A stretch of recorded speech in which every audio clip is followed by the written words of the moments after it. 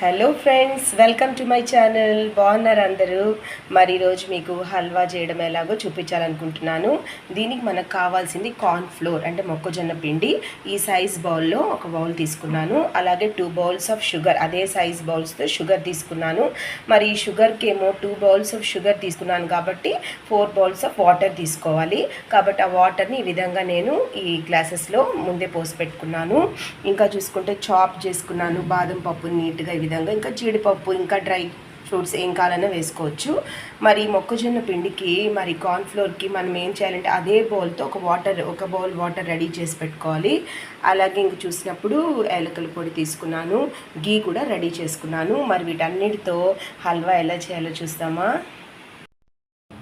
Pan ఈ విధంగా stove మీద పెట్టి మనం తీసుకున్న ఆ 4 బౌల్స్ ఆఫ్ వాటర్ని ఈ ప్యాన్లోకి మనం ముందు పోసేయాలి.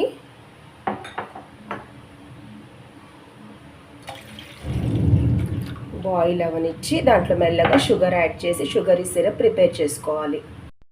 సో బాయిలింగ్ స్టార్ట్ అయింది. దీంట్లో మనం తీసుకున్న 2 బౌల్స్ ఆఫ్ షుగర్ వేసేసి నీట్గా కలపాలి, స్టిర్ చేయాలి. అప్పుడు ఏమవుతుందంటే నీట్గా మనకి షుగర్ సిరప్ ప్రిపేర్ అయిపోతుంది. ఓకేనా? కలిపెట్టేస్తే ఇంకా బాగా అది డిజాల్వ్ అయిపోతుంది, కలిసిపోతుంది. ఇంకా దీంట్లో మనము షుగర్ కూడా బాగా కరిగిపోయింది. ఇంకా మొక్కజొన్న పిండి కలుపుకున్నాం కదా 1 బౌల్ ఆఫ్ వాటర్తో, అది యాడ్ చేసేసేయాలి.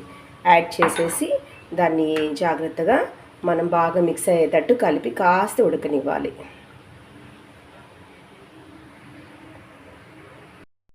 ఇంకా దగ్గర పడిపోతుంది. దీంట్లో మనం తీసుకున్న డ్రై నట్స్, తర్వాత మనం తీసుకున్న ఎలాచీ పౌడర్ కొంచెం యాడ్ చేయాలి.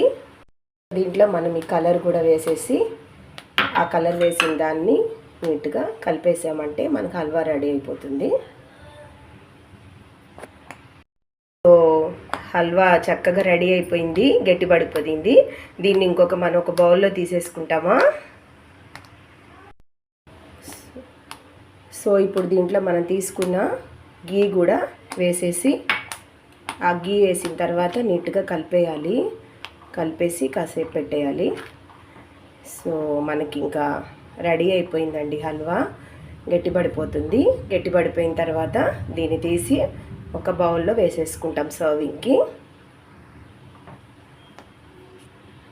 సో హల్వా రెడీ అయిపోయింది. నేను డిష్లోకి తీసేసుకున్నాను. ఇది కాసేపు ఒక 10 మినిట్స్ అలా ఉంచితే బాగుంటుంది. దాన్ని మళ్ళీ మనం ప్లేట్లో రివర్స్ చేసేసుకుంటే పీసెస్గా కట్ చేసేసుకోవచ్చు.